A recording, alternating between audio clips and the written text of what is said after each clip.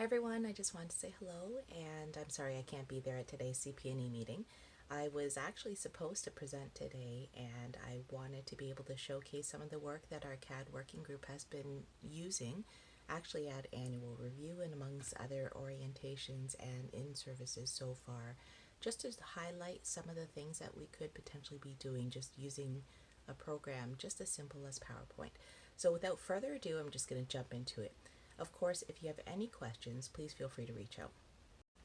So what you can simply see here is that we just put it on our iPads. And the reason why we decided to do this was because we wanted to have a portable device that we could take to potentially other units if we needed to do just-in-time in-servicing.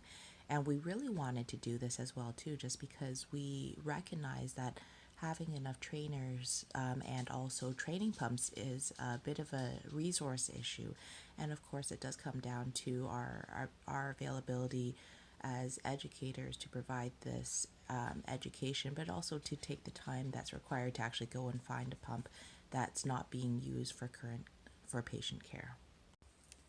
So to begin with, all you simply have to do is make sure that it's on the iPads. And so it does take a little bit of finagling just because it actually is a known issue with iPads and like iOS users. Historically, you haven't been able to have a lot of success in getting PowerPoints onto your iPad just to present properly. So that becomes quite a challenge. And so Cheryl actually figured out that we were able to put it on Keynote, but it does sacrifice some of the formatting, which is really unfortunate. So it did take a lot of time. So this whole thing, this whole program was actually just built in PowerPoint. And so I'm just demonstrating for it to you all right now watching that it's currently in Keynote, but it was originally a PowerPoint presentation. It took probably around, I want to say 75 hours to actually complete it. And I think I may be lowballing it, to be honest. But it's based off of a very simple PowerPoint program, and it's very similar to what we would typically do if we were to create a Jeopardy game, for instance. So it has a lot of hidden hyperlinks in it and a lot of hidden objects as well too in order for you to be able to use it appropriately. So what I'm going to do is just simply hit play. So I'm going to hit the play button right here in the top, and that goes into Keynote's essentially a slide viewer. And so right now, the advantage to doing it off of this is that we don't need to rely on a Wi-Fi connection.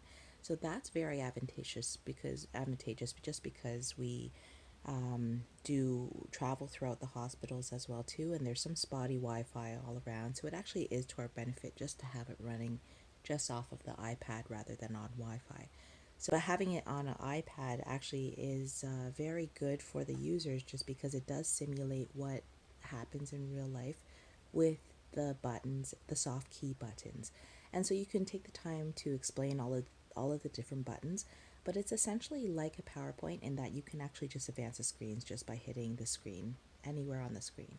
So if I go ahead and do that, I can explain this is what it would typically look like, and this actually simulates what the pump itself would have on the screen. And I use Calibri font, and I think I had to rejig the formatting quite a bit because the iPads don't recognize Calibri for whatever reason. It reformatted and changed everything. So it did take a lot of time.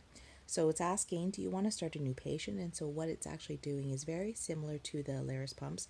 It's asking if you want to restart the previous patient, and it doesn't keep any patient information, but it does save what was previously known about programs and usage and whatnot.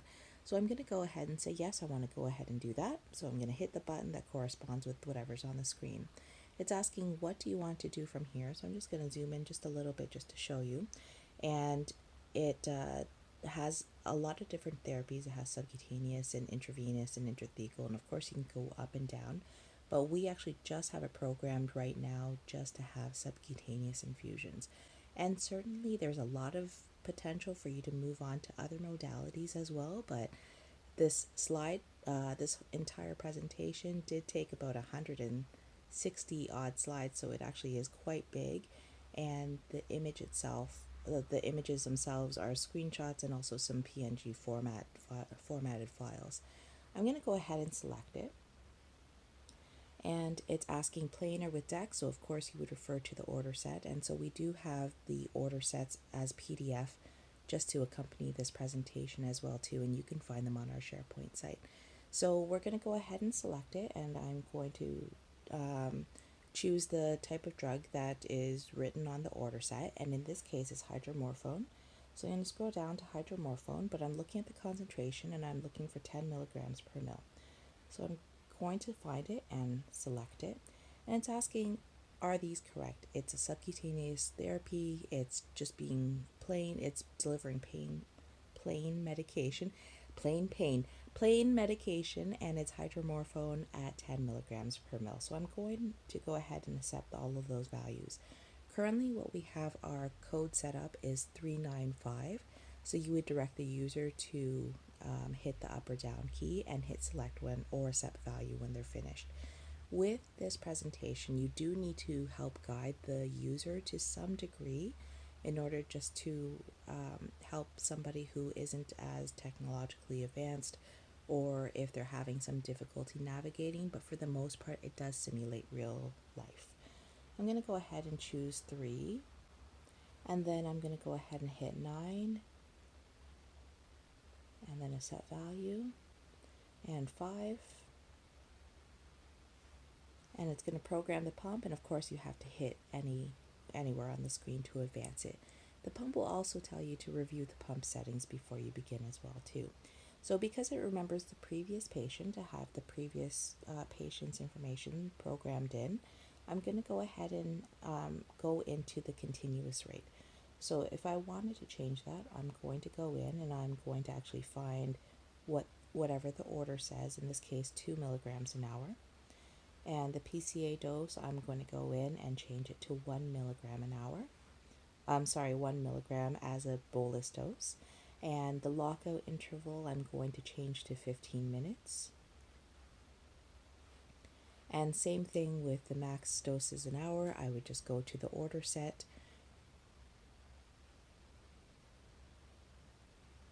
to 4. And reservoir volume, I can actually go in and change it or save it as well.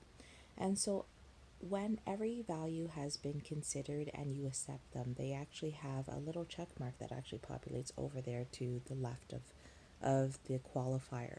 And so it indicates that you've done that check already. So all of those have been checked, so you can go ahead and say yes and next, and you can start the pump. And if you do that, typically it would have this alarm feature that would say that you actually need a cassette, which is actually missing way down here. You would actually have to get that from pharmacy, either through unit-based procedures or maybe calling pharmacy for the patient-specific cassette. So it does allow for some teaching and some talking points and everything too, and you can talk about the alarms. If I were to advance the screen too, I can have an opportunity to talk about the cassettes themselves and what information is actually listed on them, and even how to load it with the 2 teeth on one side and 1 on this side. You'll notice that this latch, this lever, is actually down in the downwards position, and that's just to facilitate it being locked up in place. So I'm going to go ahead and advance all of those screens. It's telling you use the key, so finding that on your unit narcotic set would be helpful, and then you can put the key in and turn it to lock. Essentially a glorified Allen key in that case, but I managed to find some pretty good pictures. So prime tubing, yes or no, I'm going to go ahead and say yes. And it's giving you a warning, making sure that you know to disconnect the tubing from the patient and ensure all the clamps are open prior to pressing prime. And it's going to, in real life, prime. And so it can give you some opportunity to talk about the different types of tubing that's available and what should be hooked up to the patient. You can stop priming at any time. Continue priming, no. And when it's running, this little running man will appear here, and you'll see it in the top, and that actually gives you some indicator of the battery as well too. Battery compartment is up here, and I probably should have mentioned that earlier when I was talking about the pump itself. And this is also set up too so that if you were to hit this power button right here, it would actually go into a power down screen as well. So it's hyperlinked to certain parts. So it jumps to certain aspects of your presentation. So it's very helpful. And so right now this is what's being run. This is the current program. And if if the patient or the nurse or whomever at the bedside chose not to do anything at this point, it would actually just power down.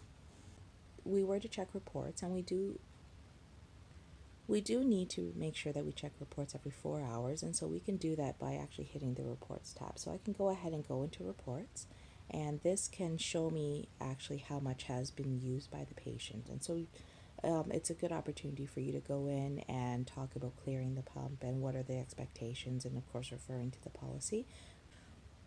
We actually just tell people to go into the first one, so I'm going to go ahead and select that one, and that tells me that since that date and time, that much has gone in. So 0.3 milligrams has gone in, and in terms of volumes, it tells you how much has gone into.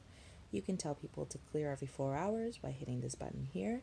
Resets to 0, and of course they can go down and have the bolus doses given versus how many have been attempted since that date and time, and they can document that and also clear that every 4 hours as well. So they would hit that button. They would go back to get back to the previous page, and they can see all of that same information just presented in different formats.